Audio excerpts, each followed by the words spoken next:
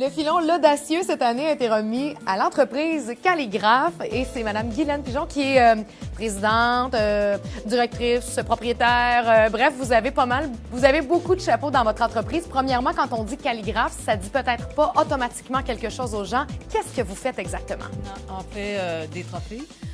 Des trophées généraux, des trophées sur mesure, des objets promotionnels, des cadeaux personnalisés, aussi d'identification pour les industries. Et c'est pas mal. Oui.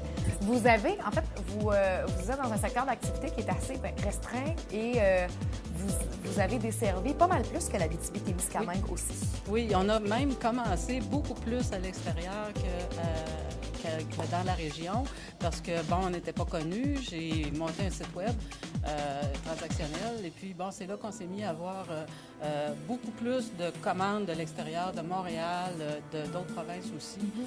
J'ai quand même presque autant de clients à Montréal qu'en Abitibi, d'ailleurs. Puis on fait aussi beaucoup affaire avec le Nord, là, les Inuits et les Cris. On couvre pas mal large. L'entreprise commence à prendre de l'expansion, c'est ce que ça veut dire? Si vous couvrez plus large, comment vous envisagez l'avenir pour Calligraphe? On va essayer de suivre le rythme, de continuer à offrir le meilleur service possible.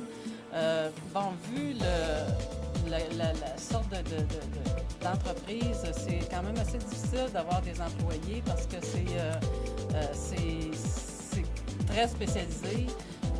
Faudrait former puis en même temps produire. Et puis c'est presque impossible. Aussi, le fait qu'on n'a pas d'opinion sur rue, à Val-d'Or, on est un peu en dehors. Oui. Et trouver des employés qui voudraient venir travailler, c'est pas évident.